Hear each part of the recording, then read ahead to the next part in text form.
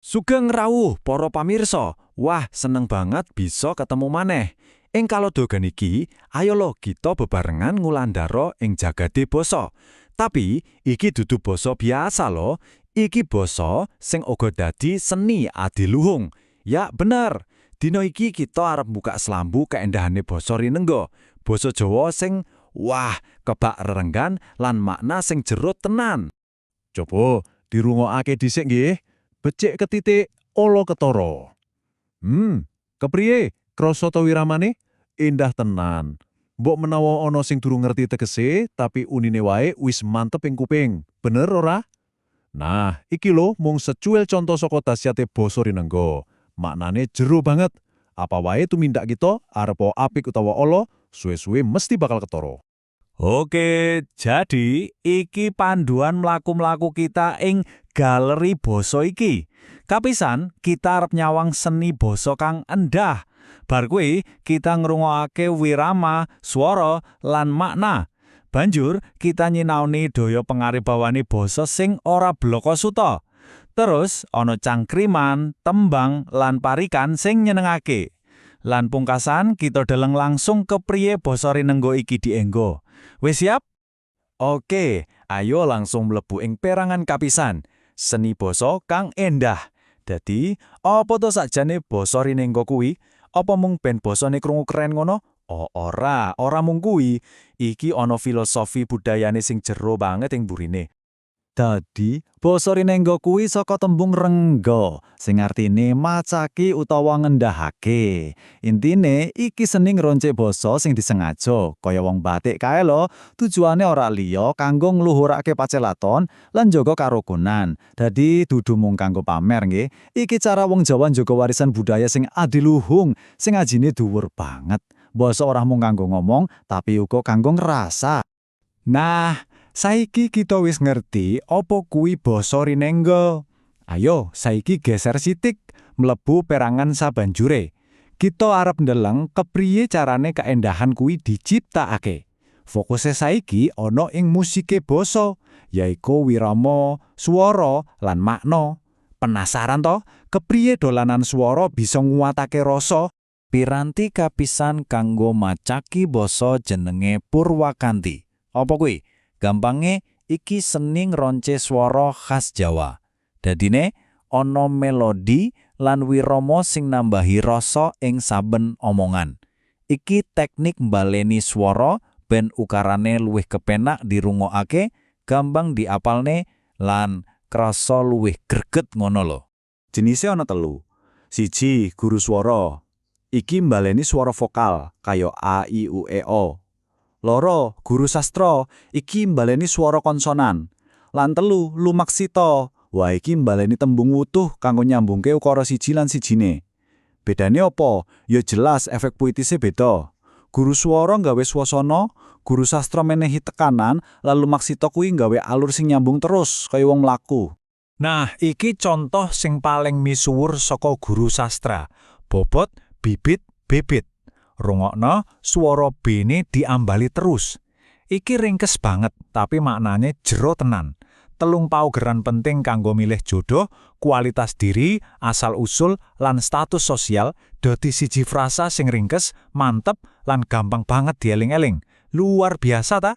Salajengipun wonten tembung saroja. Iki carane nguwatake makna. Dadi, 2 tembung sing tegese meh padha digabung dadi siji. Contone, gagah digabung karo prakoso, dadine gagah prakoso. Artine kuat lan kendel tenan. Utawa andap karo asor, dadi andap asor. Tegese sopan lan alus banget. Dudu mung ati, nanging adiluhung. Tujuane ben maknane kuwi luwih jero lan luwih sempurna. Nah, jebul basa rinengga kuwi ora mung babagan kaendahan swara lho. Saiki kita mlebu perangan sing luwih jero manih. Kita arep ndeleng fungsi liyane sing penting banget. Dadi piranti kanggo sesrawungan sing trapsila. Iki wis ora mung babagan endah, tapi babagan etika. Mungkin ana sing takon, kenging napa mboten ngendika menapa wontenipun utawa gampange, lah ngopo kok ora ngomong langsung wae to? Ngopo kudu mubeng-mubeng? Nah, pitakonan apik, jelas ana alasan budaya ning burine. Iki lho wangsulane. Ing budaya Jawa, Basa sing ora langsung atau ora anjlok kuwi perangan penting saka tata krama utawa subasita. Dadi, njaga karukunan lan perasaane wong liya kuwi luwih penting tinimbang ngomong blokasuta. Basa sing ora anjlok iki cara paling alus kanggo ngomongke bab sing sensitif, ben ora ana sing lara atine. Contone nganggo tembung entar utawa idiom. Tinimbang ngomong, "Weh, kae nesu banget," kan luwih kasar toh. Luwih alus yen ngomong, "Wah, kae nganti abang kupinge." Utawa yen ana wong sing seneng nyolong, ora diomong maling tapi dawa tangane. Lan kanggo ngalem wong sing sabare pol, kita bisa ngomong jembar segarane. Nah, seni ngalusake basa kaya ngene iki sing gawe urip bebarengan dadi ayem tentrem. Oke, saiki kita ganti suasana. Ayo seneng-seneng sithik. Amarga basa rinengga kuwi ya ora mung serius lan formal terus. Ono lho sisihe sing lucu, sing seneng dolanan, sing bisa ngasah utek lan gawe guyu. Jenenge wangsalan. Iki unik banget. Separo cangkriman, separo geguritan. Dadi, iki kaya dolanan teka-teki nganggo basa. Ana pitunjuke, lawang sulane didelikake ing jerone ukara kuwi dhewe. Mung wong sing mudeng tenan sing bisa nangkep maknane. Coba iki contone sing umum banget. Nyanjur gunung kadingeran kersa rawuh. Sekilas kaya ukara biasa to, tapi ing jerone kuwi ana pesen sing didelikake. Penasaran? Lah pesen sing didelikake kuwi ana ing ngendi coba? Ayo, tak tantang panjenengan sedaya kanggo mikir sedelak. Ayo dibedhek bareng-bareng. Oke, iki carane mbedhek. Kapisan pitunjuke njanur gunung. Apa kuwi njanur gunung? Wangsulane yaiku aren.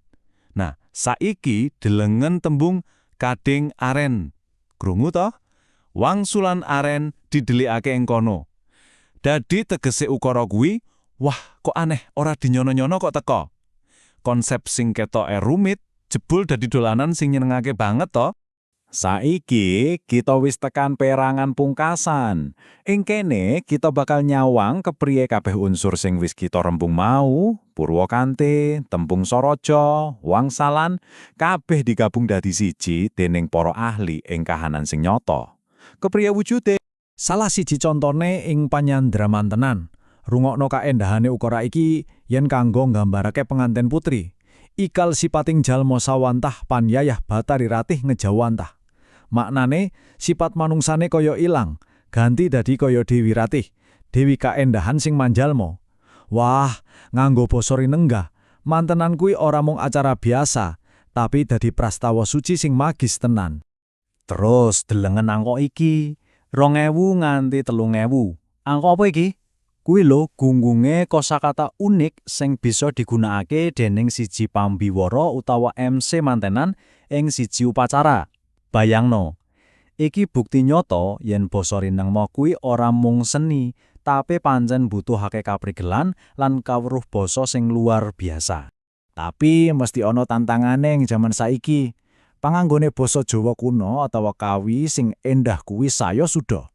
Akeh upacara saiki nggunakake basa Jawa sing luwih prasaja, ya ben luwih gampang dingerteni, utamane dening generasi enom. Jadi ana tarik ulur antara nguri-uri seni basa sing dhuwur karo kabutuhan komunikasi sing praktis. Dadi, iki pitakonan pungkasan kanggo direnungate bebarengan. Ing jaman sing sarwa cepet lan blakasuta iki, opo isih ana papan kanggo basa sing sengaja diripta supaya endah, ora langsung lan ya rumit? Opo ajine nguri-nguri seni basa kaya ngene iki? Wangsulane mungkin beda-beda. Muga-muga saka mlaku-mlaku kita ing galeri basa dina iki, kita kabeh bisa nemokake wangsulane dhewe-dhewe. Matur nuwun sanget.